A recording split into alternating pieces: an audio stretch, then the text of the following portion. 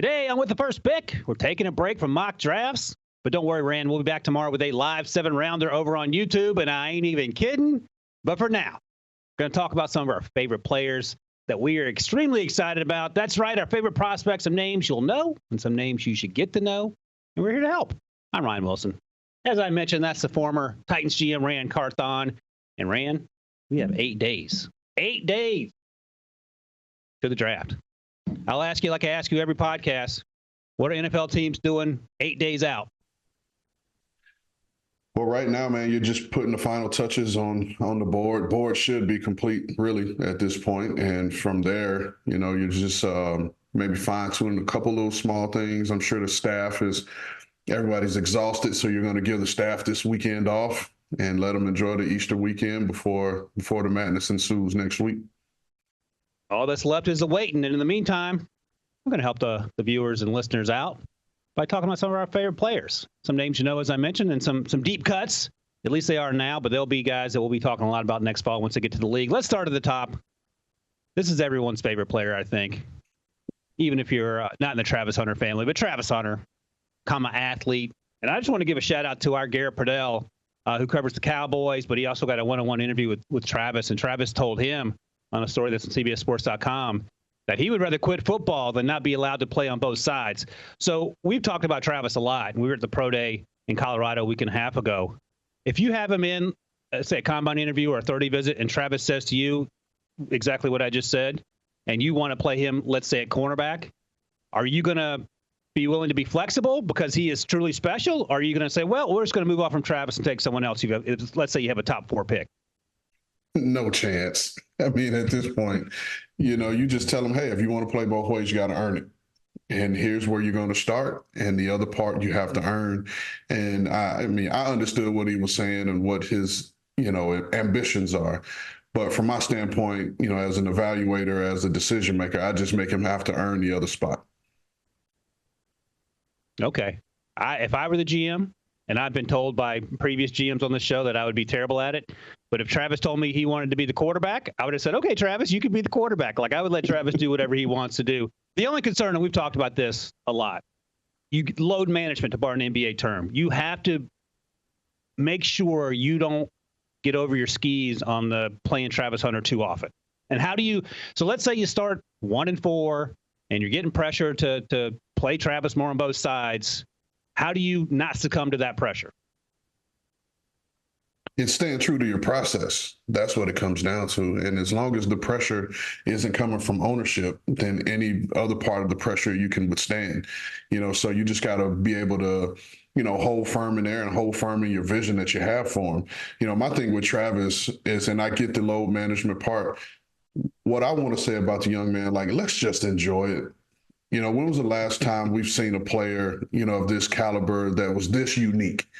I mean, this is a really, really unique talent because there's an argument to be made that he could be your number one. He's the number one receiver in this draft class. And there's an argument to be made that he's the number one DB in this draft class. So let's enjoy it. It's enough naysayers out there that says he can or he can't. And in time, we'll find out. I promise you we will. However, let's just enjoy it.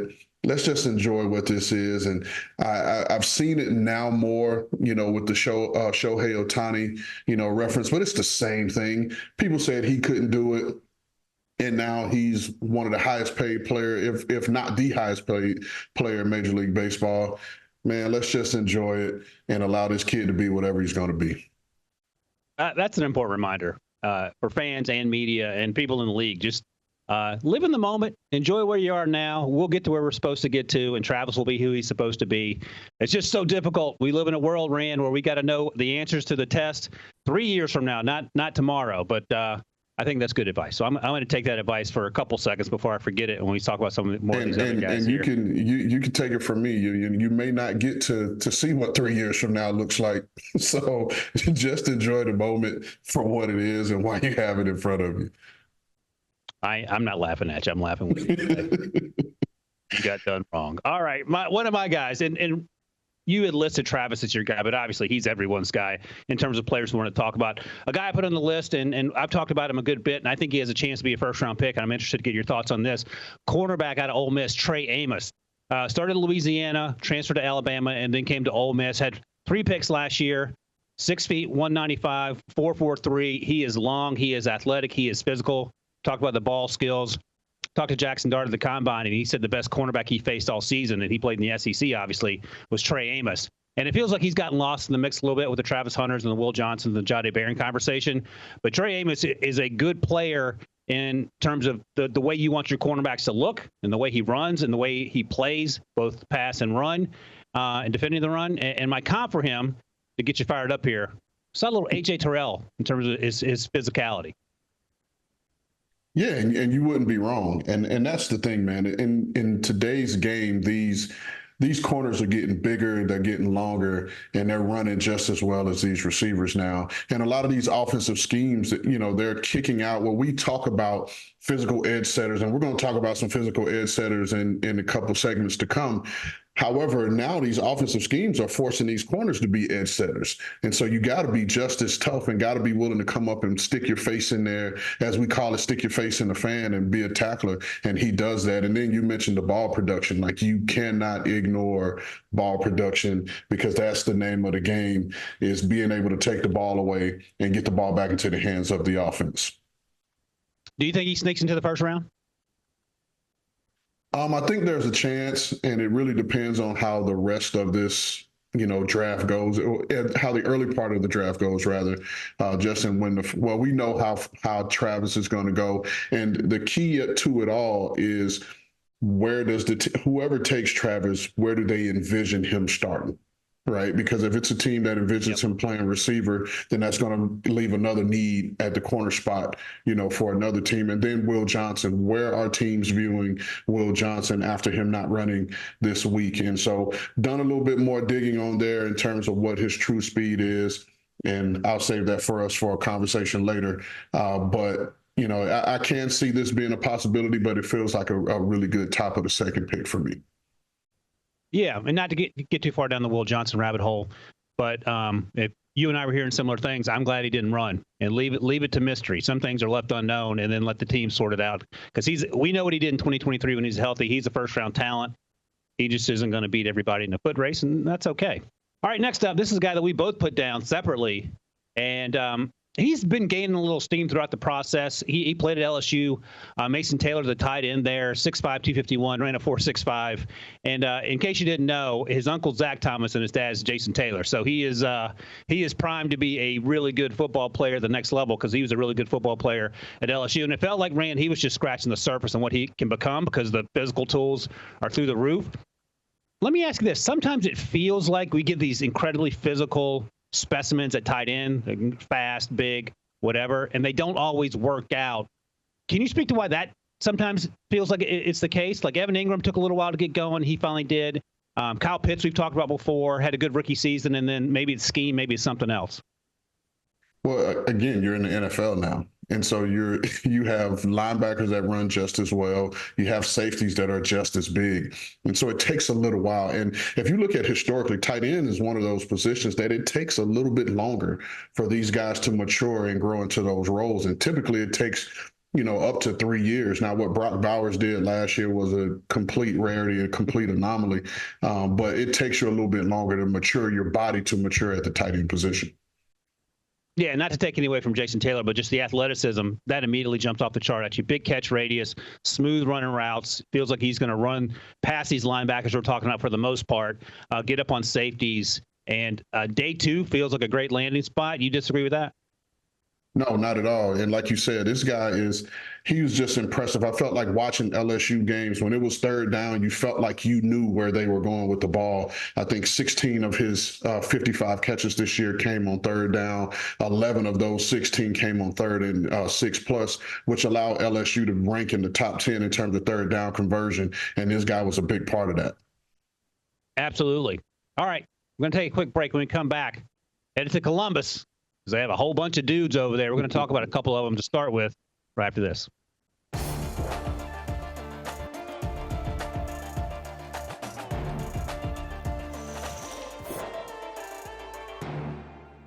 Welcome back to With the First Pick. We're talking our favorite prospects 8 days out from the NFL draft.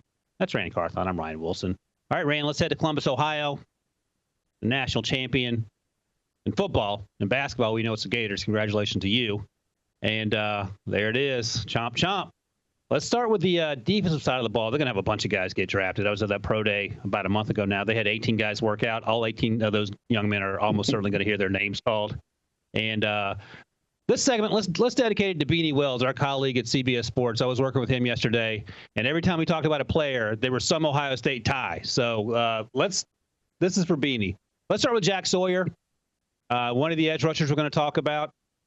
Good luck finding someone with a higher motor in this draft class. Yeah, man, Captain Jack, he's a tough and physical edge setter.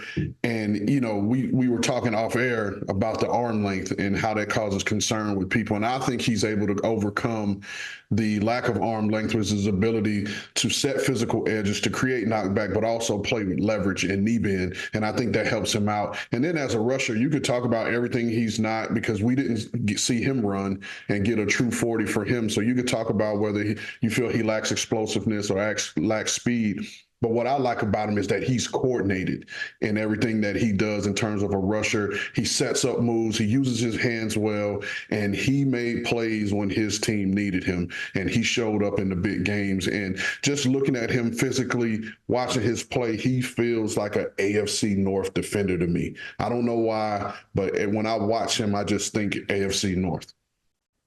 It's funny you say that, and these aren't comps. These are guys that were edge rushers coming out of college who were, for one reason or another, undervalued and are now two of the best players in the league. T.J. Watt went to the bottom of the first round because he was stiff turning the corner, allegedly. That doesn't seem to be the case. And Max Crosby went on day 3 because he was not a Power 5 school at the time, and he wasn't quite as strong as he is now. But both those players certainly have gotten a lot better. And the point is that just because you don't love Jack Sawyer now for whatever reason, whether it's physical measurables or something else, it doesn't mean he cannot evolve into a player that you're talking about. He's not going to be a first-round pick, but he's going to be a day 2 pick all day long. And I think he feels like a guy, and this is a real thing, and you can correct me if I'm wrong, Ran. Guys come in with chips on their shoulders when they think they should be top 32 and they go 65th or whatever, and they use that as motivation. Is that fair to say? Oh, absolutely. Absolutely. Because you see, and how many times have we seen the stories, and the one that pops in my brain is a guy like Amon-Ra St. Brown, who can recite the name of every receiver taken before him and how that drives him. And this guy's been all pro. He's been a Pro Bowler. He's one of the highest paid guys, but he still feels like he has something to prove to the rest of the world. And we all saw 6th-round pick, 199. Tom Brady still hasn't gotten over that. And this guy could potentially go down as the greatest of all time, and he's still not over what happened on draft day. So you're 100% right. Right. I forgot about the Tom Brady, because he can recite all the quarterbacks as well, to the point that he gets emotional about it. I think he got the last laugh. He did all right for himself there. So, yeah, Jack Sawyer, it's hard not to love his game, and you can quibble about the physical stuff if you want to, but just go watch him play. He had some help because the guy, his bookend, JT Tuimoloau, he's pretty good as well. And they're both 6'4". They're both in the 260s. And if you keep a score at home, JTT has 33.5-inch arms, and Jack does not. I'll leave it at that. But here's the thing about it. Felt like JTT got better as the season went on, and there were flashes the last few years. I remember going back and watching the Penn State matchup, him and Oluwafemi, and those are some knockdown dragouts by two guys. One's a first-round pick, and one's going to has a chance to be. JTT might end up going early in the second round. The other thing, I went back and watched some of the Senior Bowl snaps. He had some good snaps in the one-on-ones versus Josh Connolly Jr., the left tackle out of Oregon, out of John A. Cornelius, the right tackle out of Oregon, and Cameron Williams, the right tackle out of Texas. So he's done it against dudes in one-on-one situations in the Senior Bowl, and we saw what he did down the stretch in that title run. He was a pressure machine, and it's hard not to be excited about getting him. Why isn't he talked about as a first-round pick, Ran? I just think because it's not flashy. It's not flashy. It doesn't necessarily just jump off and pop off the tape, if you will. He's a guy that you just have appreciation for, like you said. He is people who love football players, and I'm using the term football player because, in my opinion, that's the highest compliment you can give a guy, and saying that this guy's just a football player, and that's what JTT is.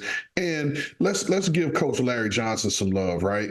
He is one of the best D-line coaches in college football and has shown that from his time in Penn State to now at Ohio State. And you can see the technique and the fundamentals that all these guys play with, and they're a well-coached group, and that's just how they play. He's not going to wow you with the Abdul Carter or the James Pierce, type of athleticism, twitching, but all these guys are instinctive, they're crafty, and they just understand and know how to play the game of football. Yeah, I'm hesitating on whether I should give you my comp. I'm going to do it anyway. This young man was a little more athletic coming out in terms of the testing numbers, but in terms of the strength he played with by the time he was at his prime in the NFL, I see some similarities if you squint, but feel free to disagree because I'm used to that. Gave him a little Bud Dupree action out of Kentucky. I'll say this, not quite the athlete, but I think JTT is a more instinctive rusher than Bud was. And I really feel that way because just how his game has to be played. So I feel like he is a more instinctive rusher than Bud was coming up.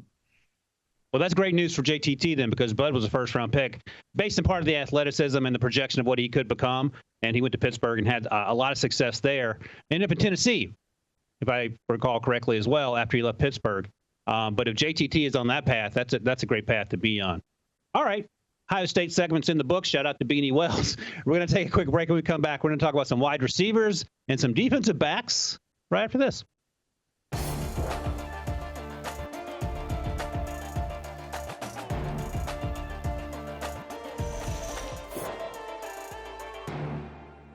All right, we're talking our favorite players here in this NFL draft. On with the first pick. And Ran, this is my guy, and he's been my guy since the fall. Got injured back in the fall, so only played the first month or so of the season. Jalen Royals, the wide receiver out of Utah State. But he was certainly healthy enough to work out in the pre-draft process. 6 feet, 205, 442. And when I watched him in the fall, I got some Jayden Reed vibes out of Michigan State, second-round pick of the Packers, in terms of what he can do. But I want to ask you about this in particular, because when you watch Jayden play and how they use him at Utah State, it was basically a lot of tunnel screens, get the ball in his hands, a lot of hitches in the middle of the field, and let him do the rest. And I got some Malachi Corley vibes in the sense of how they used him in Western Kentucky. How hard or easy is that to translate once you're asked to do a lot more NFL route tree-wise once you get to the league? It's a little hard, if you're being honest about it, just because the variety of the route tree isn't there. And there are, other than even running just tunnel screens, there are offenses in college football that does not ask, these receivers to run a variety of routes. And so this is where the combine, pro day, and even private workouts, that's where these come in and where you can now figure out how well these guys actually run routes and how far along they're going to be in learning. Because again, you add into these offensive systems in the NFL where there are route conversions that you now have to make based on coverages. And if these guys don't have a background in doing that, it takes them a little while longer to grow in terms of being an NFL wide receiver.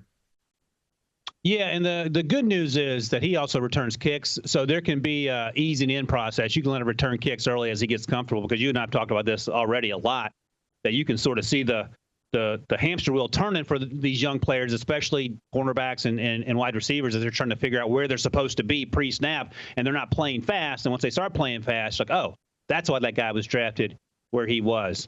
All right, here's one of your guys, and this guy's going to have no problem transitioning above the neck because he's one of the smartest guys in this draft class. Malachi Moore, the safety out of Alabama. The issues are going to be physical in terms of the ability to cover the field as a safety. He ran a 4.59.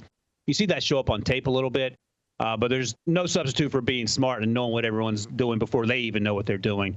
Tell me about Malachi Moore. So it goes back to our last segment, what we said about Captain Jack. The highest compliment that you could pay to a guy is saying that a guy's a football player.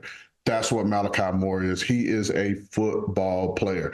He's a captain on the team. He's one of the leaders of the team. And like you mentioned, he is extremely smart, extremely instinctive, and just has very good route recognition skills, which I think allows him to overcome some of his physical limitations because he can process and see these things and anticipate, which allows him to get there a little bit quicker than maybe his 4.5, 940 says. This is a guy that kind of played that Brian Branch role for them really early and then kind of settled into more being a safety, which shows that they're trusting him and his ability to process and play multiple positions at a time. So I love this guy as a football player. I love what he is. And this is a guy that you want on your team because he's going to find a way to play for your own defense. and then he's going to be probably a core four guy for you on special teams. Let me ask you what you think about this. Maybe not so much a comp, but I want to get your thoughts because I think you were with the Rams when you guys drafted Jordan Fuller at Ohio State, the safety. Is that right? No, I wasn't there. Okay. So he was a day three, maybe a late day three guy. Didn't test particularly well, but he was incredibly smart, and he had a pretty good career because the Rams saw something that maybe the rest of the league didn't see. And sometimes, and you've just sort of given me the business about getting too caught up in measurables. Sometimes it's about being a football player, as you point out. And Brian Branch is a great example. We talk about him running the 4.58. He falls to the second round. Kyle Hamilton is another example. He slipped because he ran a 4.7. Sometimes we overcomplicate football, and maybe watching a guy play football at a high level, that's enough, as opposed to him going out there and running a 4.28 and he can't do anything else. Yeah, absolutely. And you call the height, weight, speed guys, and the height, weight, speed guys are going to always get a chance, right? Because there's someone that says, I can get it out of them. And because they have the traits. However, if you look at it and if you run a 4.2 and you haven't shown the ability to play the ball or make plays on the ball for 4 years, you're not doing it in the NFL. Sorry. But guys like Malachi Moore, you turn on the tape and yeah, he ran 4.58 or whatever, but you see him produce at a high level in the most competitive league in college football. And that leads me to believe that it's going to happen at the NFL level. You compared him to Jordan Fuller. My comp for him was Micah Hyde. And I think Micah Hyde had those same quote-unquote limitations coming out, and he's played 10-plus years in the league and is still kicking at this point, and I could see that type of future for Malachi Moore. I'm with you on that, and that's a good call on Micah Hyde. That comp's a little better than mine, so I'll give you credit for that one. Way to go, Ran. All right, here's my guy. He's gotten a little more buzz as we got through the process, but I remember watching him leading up to the Senior Bowl and really being really excited about it. Tate Ratledge, the guard out of Georgia.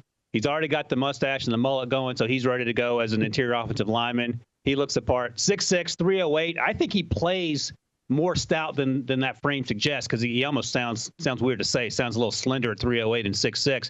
But he's an earth mover in the run game. I thought he played with a good anchor and pass protection. Sometimes he plays too high as a knock, but he is also 6'6". Ran a 4.97 if you care about that. But I feel like he's a day two guy, second or third round. But he could be an immediate starter. And also a little fun fact here. In high school, played offensive tackle, no surprise. Played defensive end, no surprise.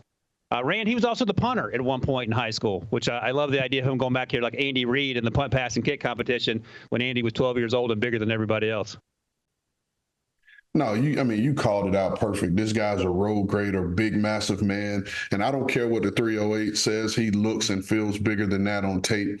And he is just a mountain of a man, 6'6", like you said, 300 pounds. And the cool thing for him, like you said, is like he sets a firm pocket and he plays with that nastiness, with that grit. He is like the tempo setter and the tone setter for Georgia.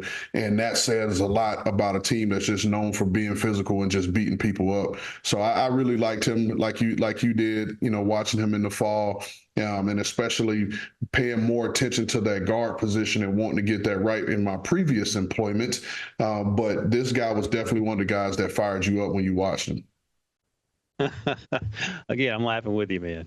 Let me ask you this before we take a break. Our buddy Kyle Long, we got to talk to him in Fort Lauderdale when we were down there in the studio a few weeks ago. And he and I talked offensive line class, and our buddy Lee Doosable is a defensive lineman. You can be honest now. You're an offensive player.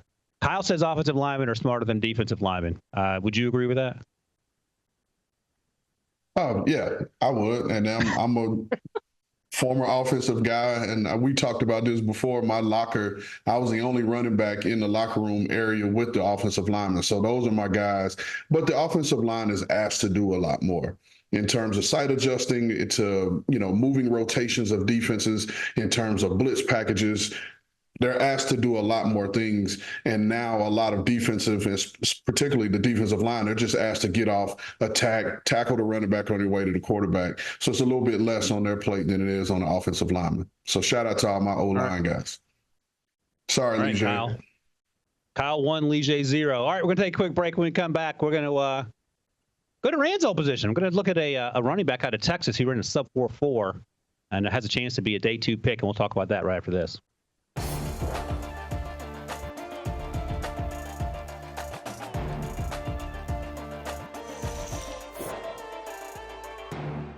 All right, welcome back to With the First Pick here with former track star Ran Carthon. Explaining to me how the 100 works. Let him know. You were a 100 guy, Ran, is that right? 100, 200. Okay. What's your best 100 time? I knew I was waiting on you to to ask that. Best 100 time was 10:38. Stop it. Hey, I didn't always look like this. I ran a mile in 10:38, so we're on the same page in that sense. Man, I'm gonna have to go look up factcheck.com to make sure Ray is telling me the truth. Check. State runner up. Here's a question. In 100. Here's a question for you. And you're a South Florida guy, so you're running against some dudes, no doubt about it. Can you outrun Jaydon Blue in the 40 when you were in your prime? Because Jaydon Blue, the running back out of Texas, that's your guy who we're talking about next. 4.38. That feels like a Ran Carthon range, if I recall correctly. No, I can get him. No doubt about it. Jaydon, your move. So Jaydon's 5'9", 196. And I think you would agree, based on your scouting report of Ran Carthon coming out of Texas, Jaydon's a little more wiggle east-west than Ran, correct? A lot of more. East-west, north-south, change of direction. He's a lot of more. I couldn't do nothing this guy does on the field. Well, let me follow up by this, because I do like Jaydon a lot. I wanted to see him run through arm tackles more consistently at the line of scrimmage. The second level, it's over if you don't get your hands on him. He did have 4 fumbles, lost 3 of those, and he was targeted 58 times, so we know he's an asset in the pass game, but he also had 5 drops. So when you're evaluating him or even talking to him in interviews, what are the questions you're asking him, and what are the answers you're trying to figure out in terms of how to alleviate those drops and fumbles? I mean, you're more so asking about the mentality. How did you shake back? Drops are going to happen. Fumbles are going to happen. But how did you shake back? What people don't realize with fumbles, and I can speak to this as a former running back, sometimes the fumbles become mental, because now you're focused on ball security and you're thinking about it. So now these things are in your head and you're not running as hard. You're not running as fast because that is what's all in your head. And so this guy, man, for me, I think he is the ideal third down, change of pace running back.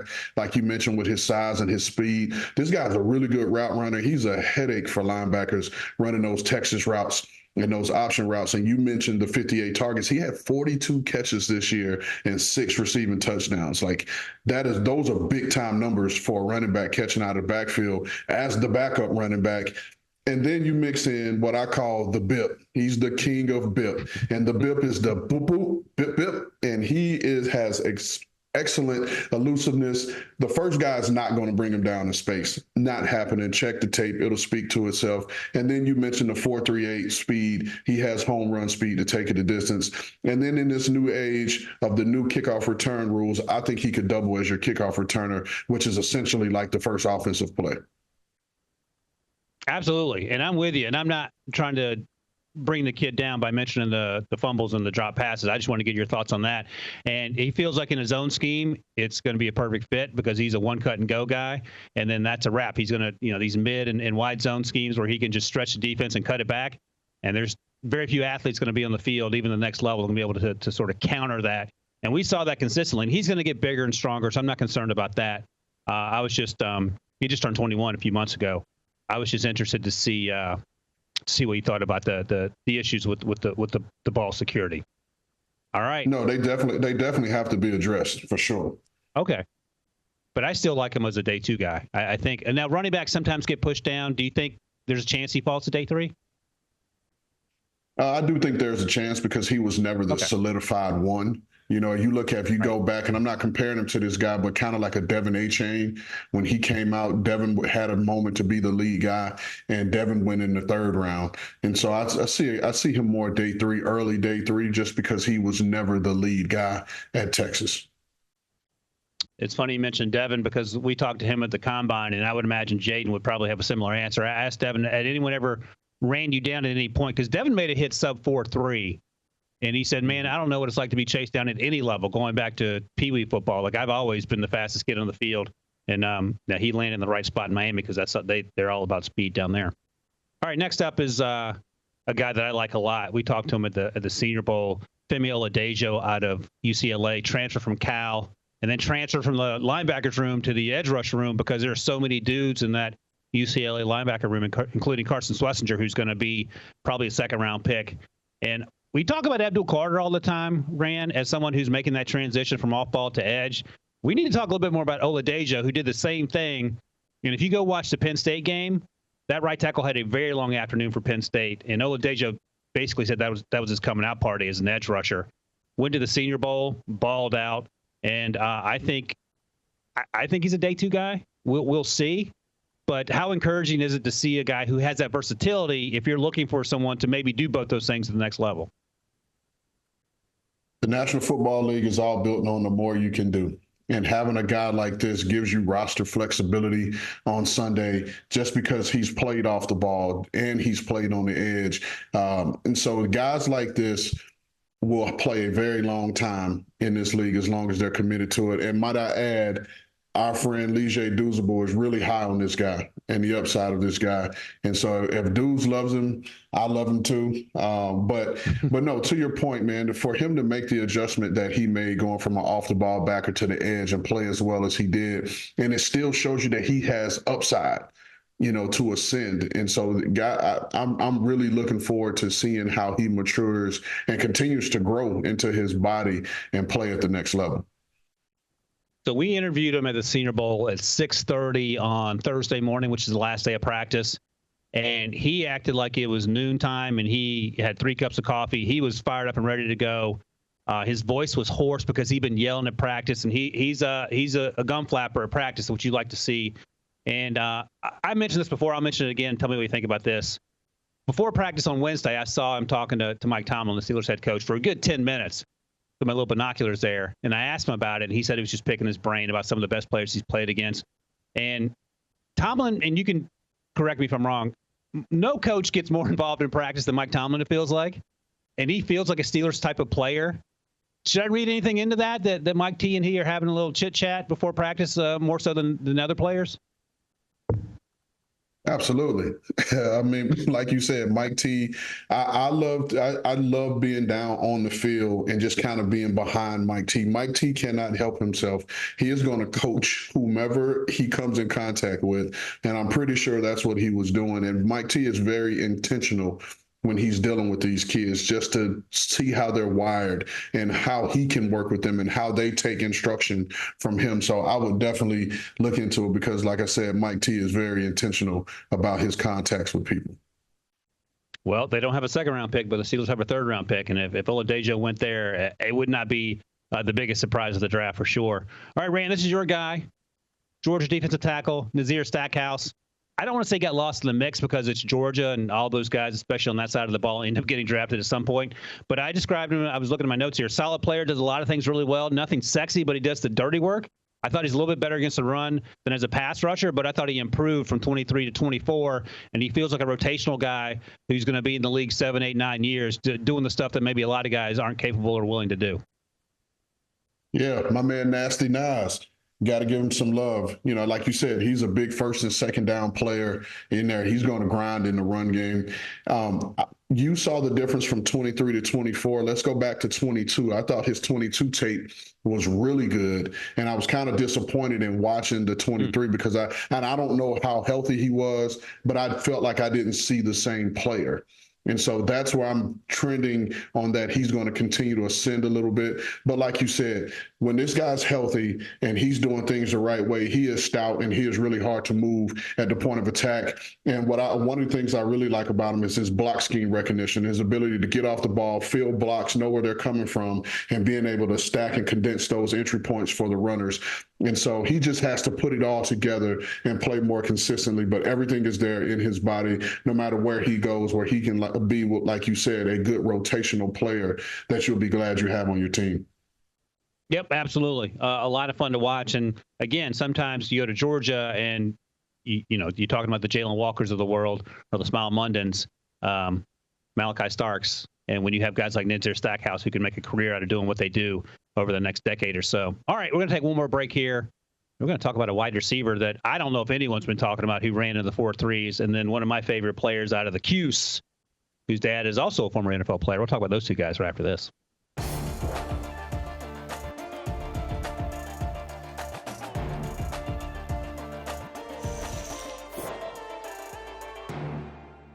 All right, down the home stretch here, Ran. Our favorite players here on With the First Pick, heading into the NFL draft 8 days from now.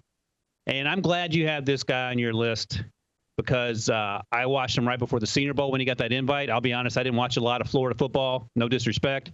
All disrespect. Right, I was focused on the basketball, apparently. But Chimere Dike, the wide receiver, that guy can ball.